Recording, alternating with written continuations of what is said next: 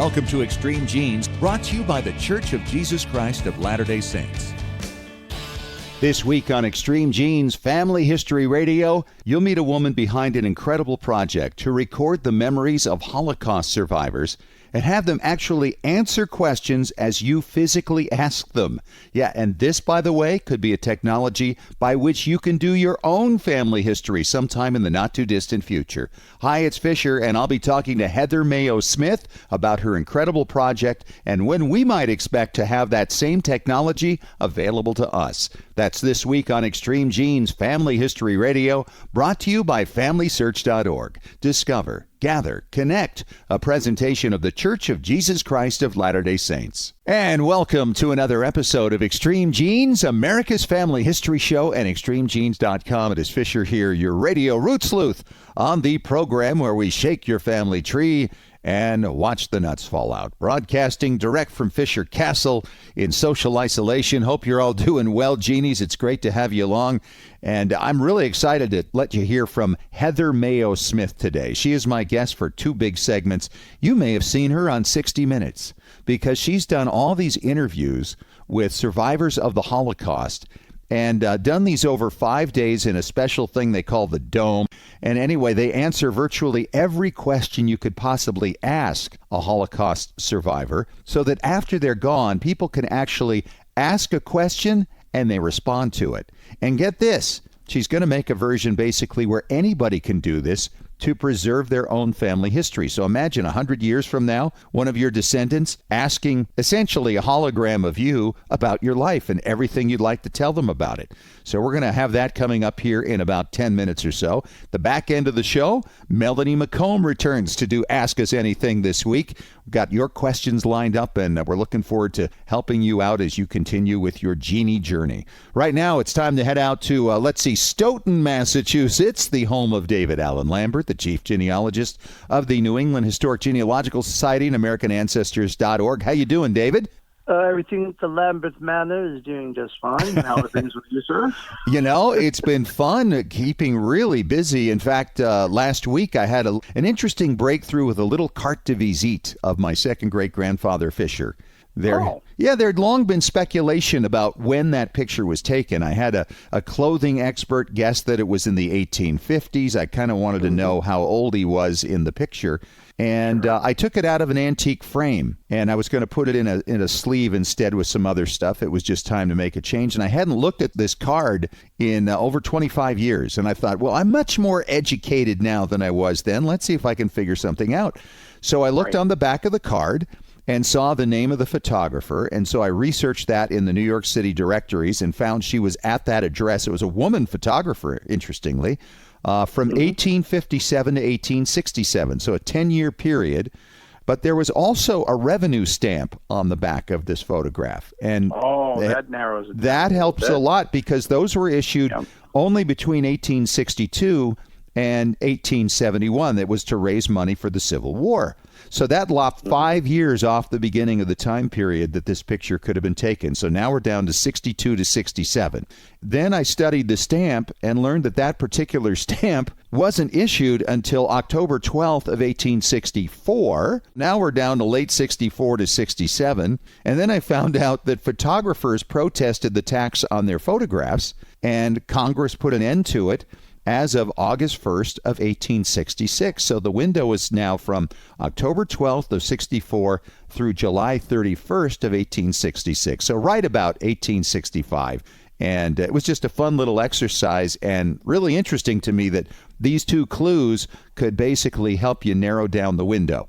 Yeah, and some of those photographs, because I collect antique photography right around that same era, those CDVs, they're date stamped. Like they had a little stamp, looks like a postal mark. Yes. Or they put their initials and the date on it too. So sometimes if you don't get the photographer's name, their initials or their last name or something is enough to give you even an additional clue when there's no back mark to where the photographer. Sure. Yeah, this particular photographer wrote her initials on it. There's no date, but still it was pretty interesting to go through the exercise. Maybe that'll be of use to somebody to know that with photographs, they were only taxed from 1864 to 1866. So if you've got that revenue stamp on there, you've really narrowed down the time period. Well, it's time to get on to our family histoire news, David, and we're really kind of stuck in World War I because there's so many similarities to what's going on right now. I thought maybe we'd start with the World War I recipes. Yeah, let's cook on with that one for a little bit. I think Granny Clampett would approve. If you remember the Beverly Hillbillies, folks, you may remember that Granny could fix a skunk and also fix a possum. Yep. And yes, there's a possum recipe that was popular back then. They talk about how people were raising chickens in their backyard in cages, and they normally didn't raise chickens, in little back alleys, and and they had certain days where there should be meatless days and wheatless days and porkless days. Crazy. It's just a great article on extremegenes.com. You got to check it out. Yes. All right. Next, they got the midterm elections in November of 1918. We've, of course, got the presidential election this year. I'm seeing some similarities as to what's going to be going on. Well, I can tell you people will probably be wearing masks, as they're saying there's possibility that this could upswing again in the fall, right in time for the election. Yes. And in 1918, they only had about 10% less from the previous midterm election. So they got 40% of the voter turnout, the previous year 50%. So it'll be interesting to see what they do. I mean, as I was thinking about this, if they can do the U.S. Census electronically and securely, why can't we do voting that way? So that might be a possibility, too. Boy, you are correct, sir. I love this story about the diaries in Ohio from 1918 that are helping some people in that area get through the current pandemic. Yeah, this lady's great-grandmother kept her diary between 1899 and 1964, 65 years, or almost her entire lifetime. And it's just a little pocket diary, and sometimes it's just talking about the weather. But this family out in Ohio is using it to kind of get through the current quarantine and the pandemic we're experiencing now. And this is perfect advice, again, to shout out to all our listeners. If you're not keeping a journal, you're missing an opportunity of recording history for your descendants down the road. Absolutely true. Well, just a few weeks ago, you may have been watching 60 Minutes and a segment with Leslie Stahl about a unique project going on at USC, what they call the Shoah Foundation there, which was organized by Steven Spielberg some time back. And she visited with a woman named Heather Mayo Smith. And Heather has put together a project interviewing survivors of the Holocaust, and in a unique way, where you can actually go and speak to the person in this recording, and they will answer your question. It was such an intriguing thing. I knew I had to track her down, and I went to great trouble, and now I have all of your personal information, Heather, and I'm just delighted you agreed to come on the show and talk about your project, Dimensions and Testimonies, that you started in 2009, and now everybody knows about it. Thank you so much for having me. So tell me about this. How many Holocaust survivors have you interviewed so far? For Dimensions and Testimony, we interviewed 22 Holocaust survivors, I believe. And how many of them are still living? 20. 20 of them. So you've lost a couple of them. The way you do this is so unique because you've built this thing that some people call the dome, other people call it the sphere. It's all these cameras from all these different areas, and then you can verbally ask a question and they will answer it because you go on with them for like 5 days of interviews in the same clothes. Yes, that's key. They don't wear the same undergarments, though, so that's good. Well, I saw Actually, where you have like 5 sets of shirts, all the same, right? Yeah, or we have thing. multiple. Yeah, we buy multiple. You should see the salespeople at Nordstrom's when I go in and I say, okay, I like this pair of pants. Now I need 4 more. Exactly like it. Like, what? That's fun. Tell us how it started, how you got going in this, and how you found your initial interviewees. Oh, the Holocaust field for years and years has been wondering what was going to happen to Holocaust education and awareness once the survivors were no longer able to speak in the public as they had been for the last good 50 years. Right. So it's been a growing concern. And my previous company was doing exhibitions for museums that revolve around the Holocaust and genocide, and in particular, intergenerational memory. Mm-hmm. So I was talking with a lot of Holocaust survivors, a lot of families, obviously, generations of them at a single time. And over my history, I had seen hundreds of Holocaust survivors speak in the public. And what always struck me was the moment that they opened the floor up to questions between the audience and the survivor, the energy changed dramatically. And if you ask those individuals at that moment, A, what it meant to them to be able to ask their own question, and B, how the connection to that story changed once they were able to ask that question and actually have that engagement, that blew it out of the park. So what we thought was, okay, we have, obviously the USC Shoah Foundation has over 55,000 audiovisual testimonies, and they're all in narrative form, which is the methodology they use. Sure. So it's the largest audiovisual archive in the world right now. It's an amazing archive, and it will be for all time. It's a canon that we need to preserve and definitely protect. And there's no question that you can't ask that archive that it can't answer. However, it's not in a conversational form. So you wouldn't be able to necessarily engage with it as if you were being immersed in an environment where you felt you were actually with an individual, having a conversation, a one-on-one, or even with a group of between 10 people and the survivor, a back and forth. You know, they wrote autobiographies. There have been countless movies. There have been countless documentaries made.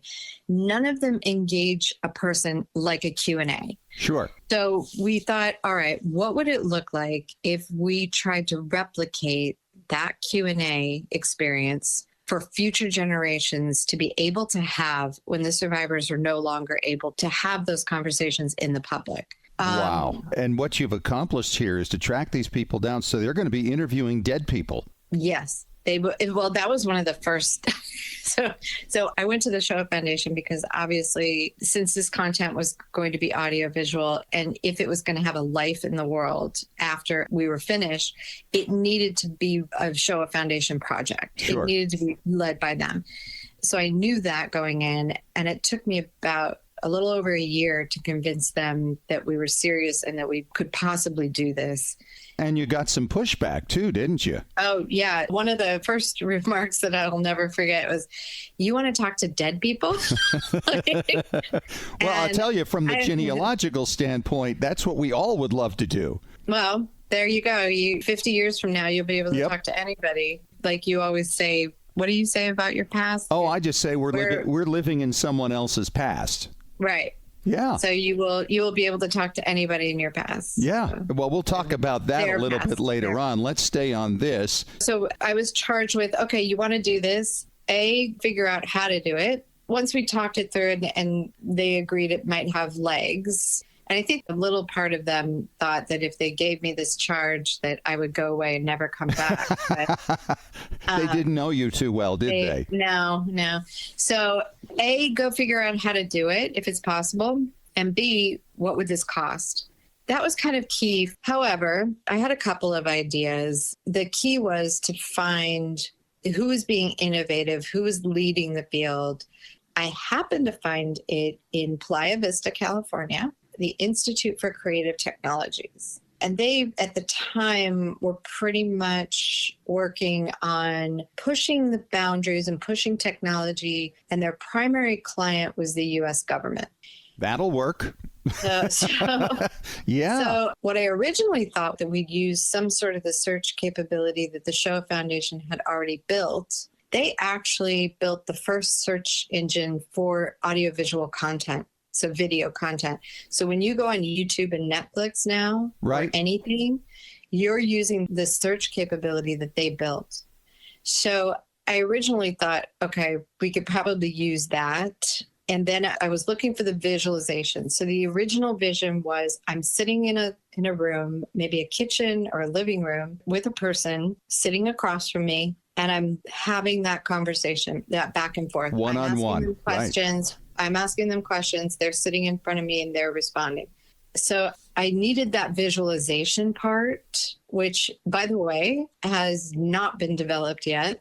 So I met this person that was the farthest along in true hologram technology in the world at the time. And I found him it was a TEDx conference at USC, tracked him down, stood in front of him. He's about 1'3" taller than me, about 15 inches taller than me. Okay. And so if you can imagine, I'm 5'2", so I'm not very tall, but I stood in front of him and said, I want you to film a Holocaust survivor, and I want to be able to sit in front of that person and feel as if I'm having a conversation with that individual.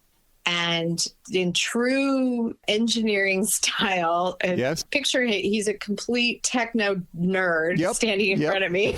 In true style. You said it, not me. He looked right over my head and didn't say a word. And he went into this daze, like his eyes were glassed over. Rolling over in the back of his head. And I could actually see his mind working. Wow. It was just amazing. Well, and listen, we are running tight on time for this segment. So tell me, what was the one story that you gained from any of these 22 people that you interviewed that sticks in your mind all the time? It is the first one you ever tell anybody about when you talk about this project. I can't, that would be like picking among your children.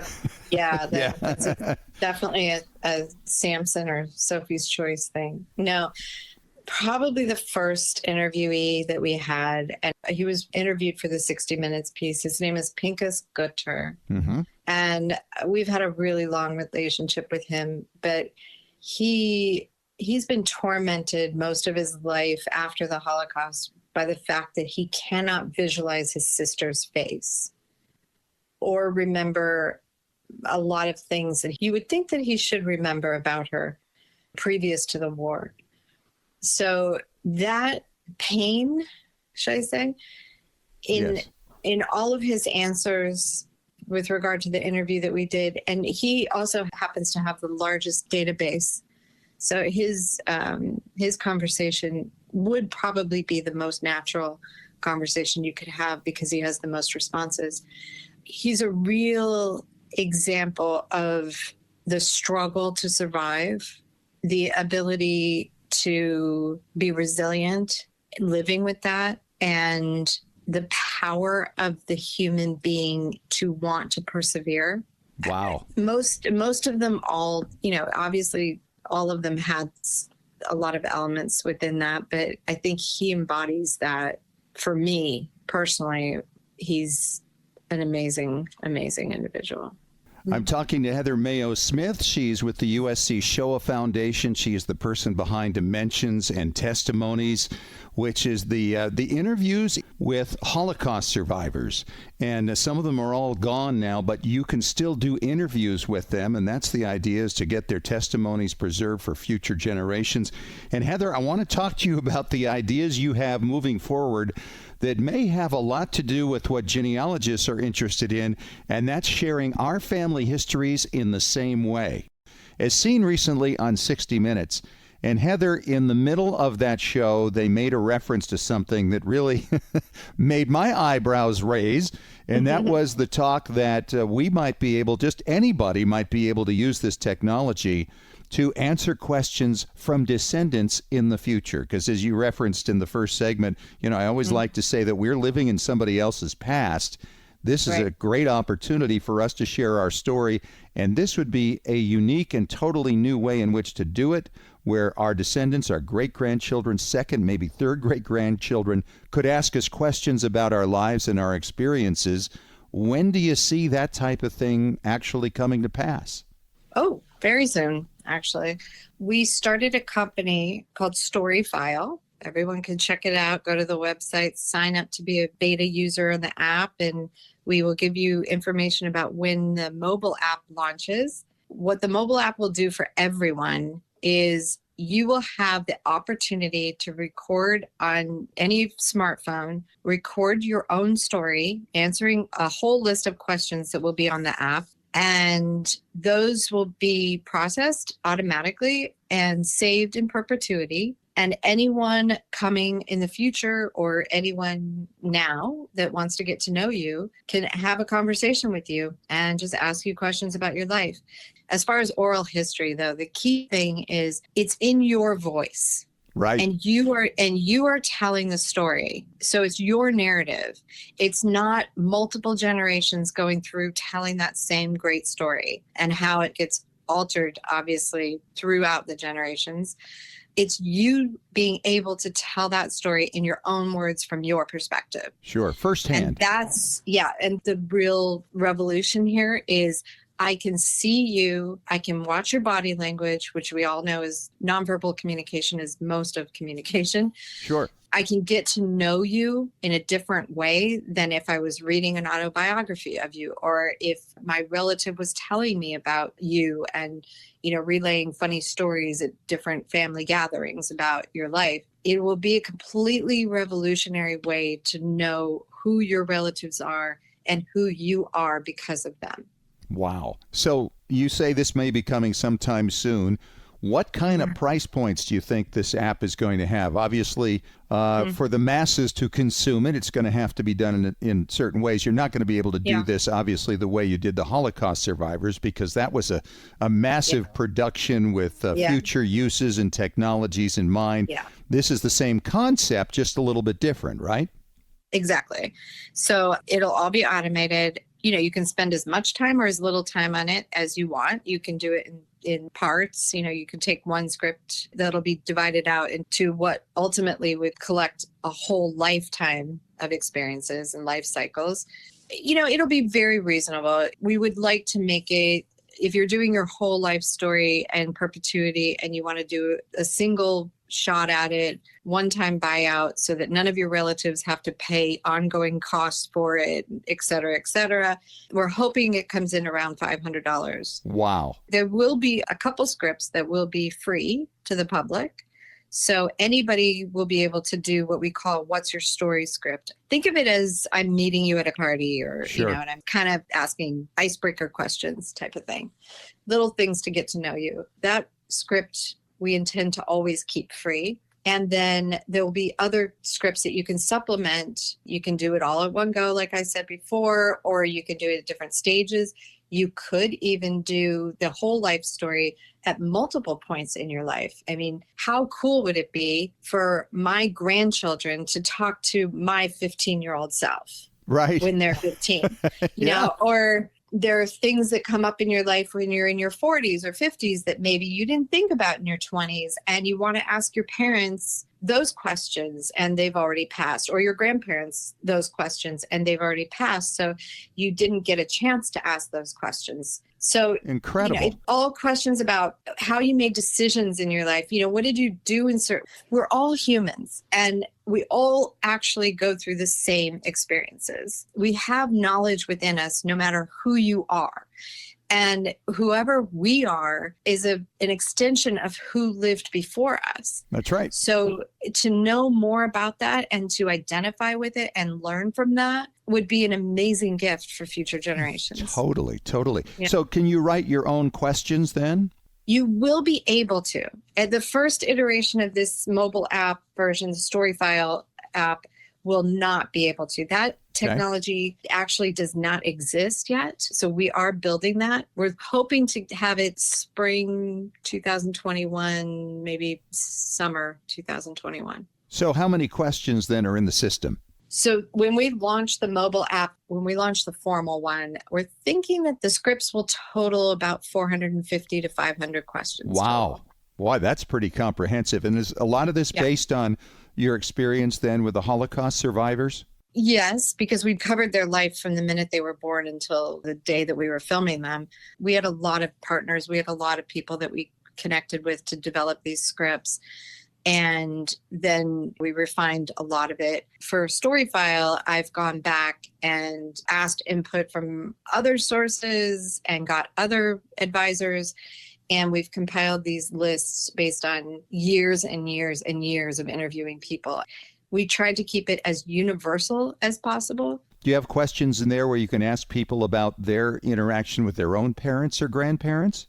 Oh, sure. Yeah. What was their relationship like? Tell us what you know about them. What did they do? Then from there, it gets drilled down into how much you do know about them. What were their personalities like? What was it like at home? You could even get as minute as how did you see them as parents? Sure. Parenting, Yeah. you know. Wow. It just sounds like an endless number of applications here. And you mentioned not only for generations in the future, but you could also use it for meeting people today or job interviews, right? Yeah, there are so many people that have come to us with so many amazing ideas for this technology in different areas, job interviews, FAQs. I mean, think of iconic people, expert advice, things like that. These people in those areas get asked the same questions over and over and over again. If they were all to have their own story file page that had all of those questions that people normally ask them, that would free up so much time of theirs and so much time of the person that's actually engaging with them to get at what you really want to know. So with the app, if somebody wants to see, say, for instance, my life story, would they go to that app and then ask the question verbally and it would play? Or would it be that they click on a question and the answer comes up? No. That version of it, museums have been doing for the last 30 years probably, but we wanted it to be as immersive as possible. A lot of people have said to me, is that person on FaceTime with me or are they in another room, answering these questions? So it's a very similar experience, except the responses have been pre-recorded. Wow, that's incredible. But ultimately, we want you to feel as if you are having a Q&A with an individual. So it's story file. Where do people go to look into this? It's not fully available yet, but where can people look into it? Storyfile.com. That's it. Keep your eyes and ears out for it because it's coming. Well, we're going to keep checking back with you, Heather, so that when this happens, we can let everybody know about it because you got that'd be awesome. A lot of genealogists right now who I know are just frothing at the mouth over something like this. We look forward to chatting with you again down the line. Thank you, Scott. Because I have your phone number. Great conversation. Yes, you do. And Melanie McComb is with us today from the New England Historic Genealogical Society. And Melanie, our first question comes from Debbie Sargent Cravens. She said, I had my brother tested at Family Tree DNA and was told by those who are in the Sargent Family Project, our family surname, that he is not genetically related to the Sargents. So it sounds like he had a Y DNA test taken. We are both genetically related to my second great-grandfather, Moses Sargent, and his wife. Someone suggested that Moses might have been adopted. He was born in 1820, but no birth certificate. He lived most of his, if not all of his life, in Loudon, New Hampshire. Could you think of other scenarios where the DNA does not match? Any ways to carry on traditional research to discover an adoption? Should one of us take more DNA tests? Could Moses' father have been the adopted person? I've been looking for Moses' parents for 40 years. Any help would be greatly appreciated. Thanks, Debbie. Well, here we go, Melanie. A lot of things to cover here. It's great to have you on. Yes. Lots of great questions there. So you're right. There are going to be a couple different things to consider. One is that based on that time period, there are not going to be any statewide birth records. Right. Now, there could be something at the town level. So given that she knows about the town where he was born in, that'll be really helpful because a lot of those town records are going to be online on Family Search. So that would be one place to see, is there a birth recorded for that family in that town? And if not, then you need to look at like baptism records based on any churches they might have attended. And that's important to understand is what religion they might have been attending to. Mostly going to be congregational churches, but you might see some early Methodists and other churches as well. So it's important to understand that. But I definitely do think more autosomal DNA will need to be done just to help determine, because until we know for sure that there actually is an adoption and there is that break, it'll be helpful to see if past the second great grandparent, are you getting third cousins, fourth cousins that are coming up under the Sargent name at all? So that might be helpful too to see, is it truly an actual a break in the DNA, or is it that the person that was comparing the DNA of the Sargent, maybe they had a break on their end? So that's something also to consider. I would think, though, with a Y DNA test, you're going to wind up with a whole bunch of people that are similar for that family study, and that would be the question. Are you mismatching them or are they mismatching you? Do you have other matches? And you might find that you actually match some other family in a Y test. You're getting a surname that comes up consistently that matches this Y test that might tell you what the line actually is, because the reality is the break in the Y test could come anywhere. And if you if you already know that you match Moses way back there, then you might have to find out that Moses came through somebody else or his father or grandfather, as you suggest. Correct. Right. So it'll be helpful to test other male relatives that you know of in your family from the line to help test to see that everything is still consistently coming down, consistently a sergeant on that end, and then continuing to look for more distant cousins to continue to go back to see where that break might have occurred and to try to pinpoint the exact generation. Yeah, and it's very difficult to do sometimes to find that, oh, wait a minute, my name really wasn't my name. The same thing with my Fisher side. I don't believe my second great-grandfather's father, Fisher, was his father. And there are various reasons having to do with DNA, but it's very difficult to prove when you get that far back. But great question, Debbie. Hope that's helpful to you to some extent. And you got a lot of work ahead of you, I think, still. But nonetheless, you got to see who you're matching and if there's another name that comes up consistently among your Y matches. So thanks so much for that. And Melanie, this question is something I haven't heard before. It's from Heidi McCluskey, and she says, my friend recently found a Revolutionary War pension file where the soldier describes a battle he was in where the British shot dog heads at them. Well, we've done Google searches, asked staff at the Family History Library, and came up empty. And as you can imagine, we've had some pretty crazy guesses what the pensioner meant by dog heads. Any ideas? A $5 bet is riding on this. Well, I'll tell you right now, Heidi, we have been scrambling to find an answer for you as well. We've even brought David in on this, did a little conference call with him, and we have an answer for you. Yes, and what we think is being referred to in the pension is a dog lock musket. And this is referring to the piece of the gun, the dog lock, which is sitting behind the cock of the gun. So it's more of a safety that's sitting behind it when the flint's being loaded. So it's just another way to help make sure that, you don't get gunpowder blowing back in your face, and making sure that, you're ready to go before you fire off. And it was a very common gun used by the British and brought up into the colonies, everything. It would definitely have been something very valuable if one of the colonists had actually picked one up from a soldier and taken for them. So they were being fired upon. They're being fired on some pretty good muskets. So they definitely were under some fire there and had to very much be careful because they had a pretty long range. They're very long guns they're using the time. And I think they're even known as the perfect pirate musket. So apparently pirates like to use them a lot. Oh, so. Wow. Well, and specifically, it's the part of the flintlock or rifle that holds the flint and applies it to the gunpowder. But the reality is because it had that part, they referred to them as dog heads. And so that's what was shot. I can understand. I mean, the pictures in my mind when I first read this, wow, these British were really desperate to kill dogs and shoot their heads across at the Americans. That's just crazy stuff. So hopefully you won your $5 bet on that, and that answers your question. But that's pretty crazy. And, it's not unusual, too, for different pieces of equipment to be named for unique parts or something that separates it from other pieces of equipment that are somewhat similar, don't you think? Absolutely. And even with some of these dog heads, we find that later on, there were pistols that were made up to actually resemble the face of a dog. So they definitely made them more decorative. They're pieces of art. And it just gives it a little more character than just kind of a standard pistol that would come up. So if you ever search on those dog heads on Google, I'm sure that Heidi's taking a look at, you can definitely see where the imagination is coming in when they named a lot of these parts. Yeah. And I'm glad that we're just talking about a part of a rifle and not actual agreed. Exactly. If it's a bad enough war, we don't want to, think of any more inhumane things going on. Oh, that'd be. I'm a dog guy. I love dogs. Exactly. But that would be just, we love dogs. They were the greatest army in the world at that time, and to think that they would be doing that to try to gain an advantage in a battle is just beyond belief. So there you go, Heidi. What a great question. And Melanie, thank you so much for your help. Ask Us Anything this week. We are done for this time around, but we will talk to you again real soon, okay?